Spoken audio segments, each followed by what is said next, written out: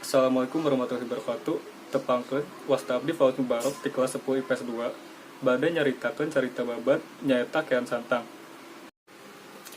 Kean Santang. Kean Santang teh putra Prabu Siliwangi anu katelah gagar tur sakti di Pajajaran. Malah di Pulau Jawa teu aya hiji oge jalma anu bisa nandingan kasaktena. Dina hiji waktu Kean Santang ngadeuheus ka Ramana. Unjukan yen dirina hayang ningali getih sorangan. Hayang tarung ngadu jajaten tapi tak aya nu bisa nandingan.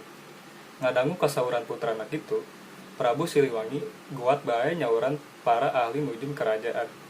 Menta bong bolongan, sugan aya jalma anu bisa nandingan kasaktean Kean Santang.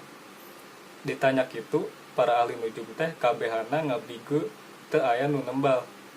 Ngan teu lila ujug-ujug aya aki-aki anu nyamperkeun ka Kanjeng Prabu.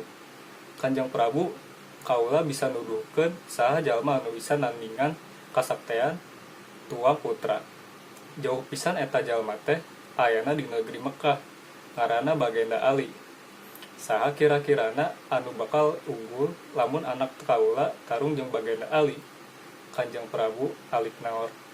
Aneh pisan, samemeh ngajawab eta aki-aki teh geus ngaleungit. Duka ka mana nyulusna ti harita Kean Santang teu geunah cicing. Hayang geura gok patepung jeung jalma anu ngaranna Bagenda Ali. Hayang geura tarung ngadu jajaten. Hiji waktu Kean Santang pamitan ka Ramana Prabu Siliwangi. Saja miang nagri Mekah rek nepungan Bagenda Ali. Sanggeus diwidian ku Ramana gejlik bae anjeunna angkat ti Pajajaran. Lempang ngulon muru kalebah panon poe suruh. Bubuhan jalma sakti lempang nate napak kancang. Nyata lempang dina kulit cai. Nyeak gancang kaditu ka kuloutkeun. Barang nepi ka negeri Mekah, Kean Santang patepung jeung aki anu keur niuhan ngahandapeun tangkal korma. Pok Kean Santang nanya, "Ki, cing tuduhkeun di mana ayana Bagenda Ali teh?"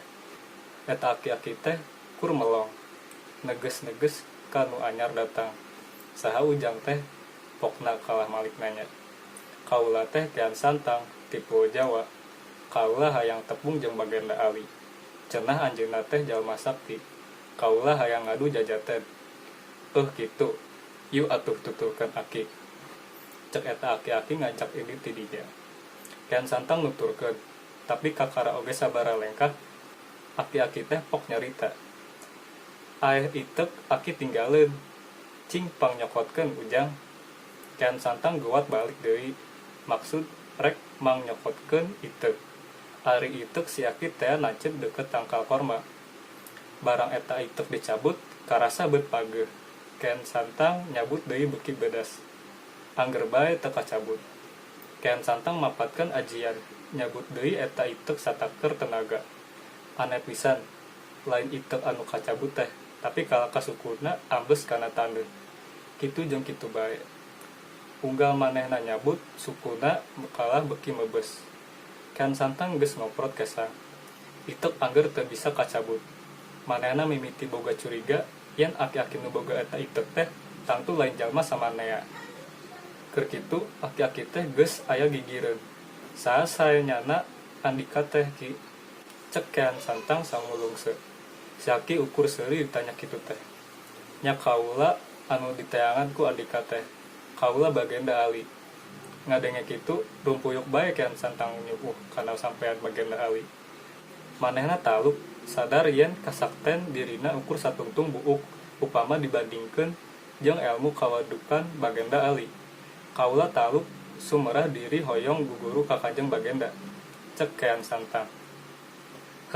Tapi Andika kudu ngucapkeun syahadat heula asup agama Islam. Walon Bagenda Ali. Ti harita Kean Santang asup agama Islam sarta terus guguru. Ngulik bag-bagat agama Islam di negeri Mekah. Sanggeus ngarasa cukup ngalap ilmu, Kean Santang pamitan hayang mulang deui ka nagrina Pajajaran.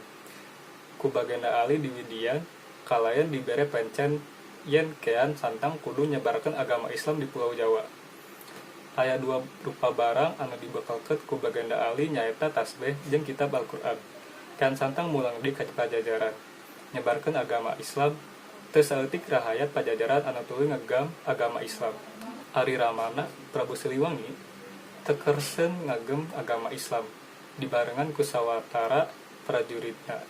Prabu Siliwangi ninggalkeun keraton ngungsi ka hiji tempat di Pakidulan Garut. Cek sakawang didinya anjeunna ngahiya ngaleungit tanpa wujud. Ari para prajuritna minda rupa jadi maung. Cekap sakitu nu bisa bihaturkeun. Wassalamualaikum warahmatullahi wabarakatuh.